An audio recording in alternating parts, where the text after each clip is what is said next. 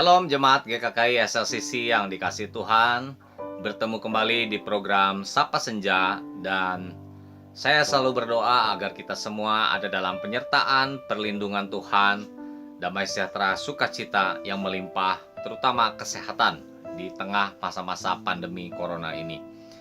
Sore hari ini saya ingin membagikan kepada kita semua apa buah dari kerendahan hati. Di sharing saya yang terdahulu, saya mengatakan bahwa kualitas kehidupan kita akan berbanding lurus dengan kualitas karakter kita. Dan kalau kerendahan hati adalah karakter kita yang utama, sama seperti kerendahan hati adalah karakter Kristus yang utama, maka saya percaya hidup kita akan ada dalam hidup yang berkenan kepada Tuhan, akan ada dalam hidup yang mengalami sukacita, damai sejahtera, ya, bahkan juga berkelimpahan, bahkan juga kebahagiaan kita dapat miliki di dalam dunia ini kalau kita memiliki kerendahan hati. Nah, di dalam Yakobus 1 ayat 5, demikian firman Tuhan, "Tetapi apabila di antara kamu ada yang kekurangan hikmat, hendaklah ia memintakannya kepada Allah, yang memberikan kepada semua orang dengan murah hati, dan dengan tidak membangkit-bangkit, maka hal itu akan diberikan kepadanya." Ya, di dalam firman Tuhan yang lain dikatakan Tuhan memberikan hikmat kepada orang yang rendah hati. Dan di sini dikatakan kalau kita kekurangan hikmat, kita bisa meminta kepada Tuhan. Dan Tuhan akan memberikan hikmat kepada orang yang rendah hati. Saya sangat yakin karena di dalam satu bagian firman Tuhan di dalam Roma 11 dikatakan segala sesuatu adalah dari Dia, ayat 36, oleh Dia dan kepada Dia. Jadi hikmat itu dari Dia, dari Tuhan, oleh Tuhan. Dan ketika kita diberi hikmat, maka itu pun untuk hormat kemuliaan Tuhan. Saya sangat yakin orang-orang yang rendah hatilah yang akan diberikan hikmat oleh Tuhan.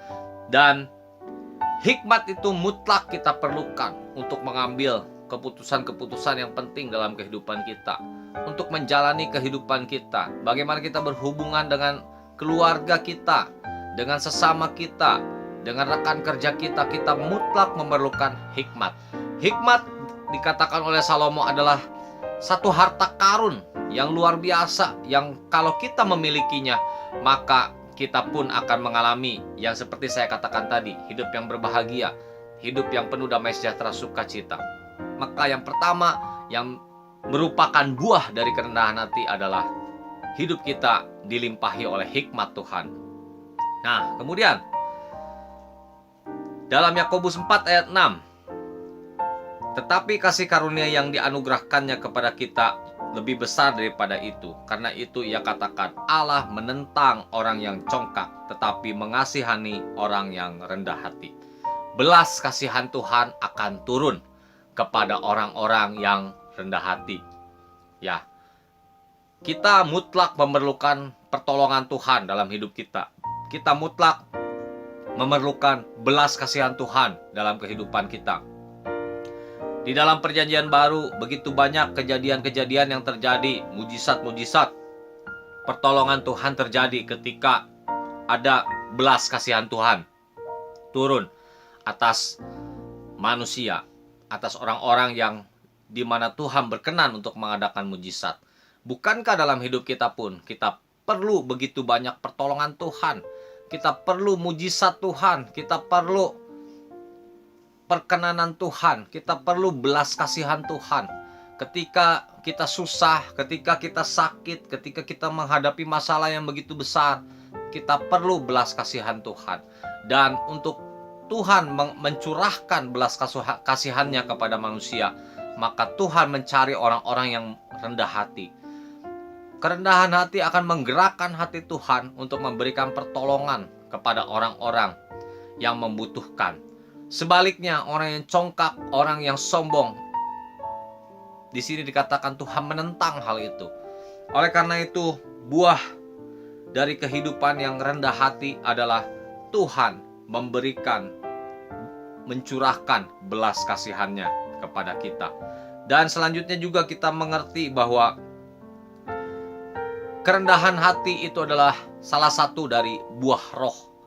Ya, ketika seseorang dipenuhi oleh Roh Kudus, maka hidupnya akan menjadi rendah hati. Roh Kudus membangkitkan kasih di dalam diri kita, dan kasih itulah yang termanifestasi di dalam kerendahan hati.